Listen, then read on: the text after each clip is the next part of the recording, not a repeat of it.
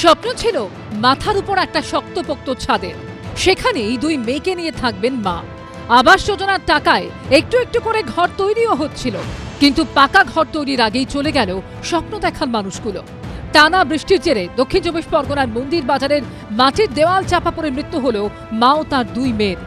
মৃতরা হলেন বৃহস্পতি কর্মকার এবং তার দুই মেয়ে, 15 বছরের শিরা কর্মকার ও 10 বছরের প্রিয়া কর্মকার।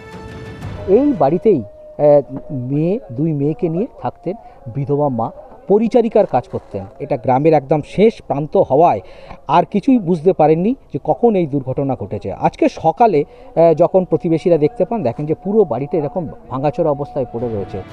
আজনা গ্রাম পঞ্চায়েত এলাকার রামনাথপুরের বাসিন্দা বৃহস্পতি কর্মকারের স্বামী মারা গেছেন প্রায় 7 বছর আগে। পরিচারিকার কাজ করে 3টে মানুষের ভাত জোটানোই দায়, তো বাড়ি হবে কোথা থেকে?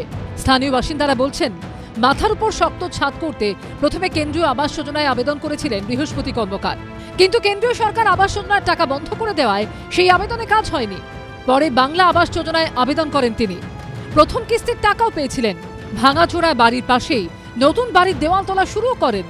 গত 30শে আগস্ট ব্যাংকে দ্বিতীয় কিস্তির টাকাও ঢোকে, কিন্তু সেই টাকা ব্যাংকেই পড়ে রইল। ঘর তৈরি হওয়ার আগেই শেষ হয়ে গেল জীবন। কিভাবে দেওয়ালটা পড়েছে আমরা আওয়াজও পাইনি, বুঝতেও পারি না। সকাল 8টার সময় আমার দেওর দেখতে পেয়ে বাড়িতে গিয়ে বলল, ডাকতে সবাই এসে মাটির দেওয়ালগুলো শাবল দিয়ে সরিয়ে সরিয়ে দেখলো যে বাচ্চা ছোট মেয়েটা 10 বছর বয়স, তার পাটা দেখা গেল। দেখা যেতে আরও মাটি সরাতে মেজো মেয়েটাকে আর মাকে পাওয়া গেল। মা ও দুই মেয়ের মর্মান্তিক মৃত্যুর খবর পেয়ে এদিন ঘটনাস্থলে যান প্রদেশ কংগ্রেস সভাপতি শুভঙ্কর সরকার। ওনার হাজবেন্ড মার্ক্সবাদী কমিউনিস্ট পার্টি করতেন, এলাকা থেকে যা এসে শুনলাম। সেই কারণে একটা কিস্তির টাকা পেয়েছিলেন। তারপরে হাজবেন্ড মারা যায়। দুটো বাচ্চা নিয়ে এক বিধবা মহিলা, তিনি দিন যাপন করতেন এই মাটির বাড়িতে। কাটমানি দিতে হচ্ছে, নেতাদের সন্তুষ্টি না করলে চলছে না। পরিণামে অকালে 3টে প্রাণ চলে গেল। আজনা গ্রাম পঞ্চায়েত তৃণমূলের দখলে থাকলেও রামনাথপুর গ্রামের পঞ্চায়েত সদস্য বিজেপির।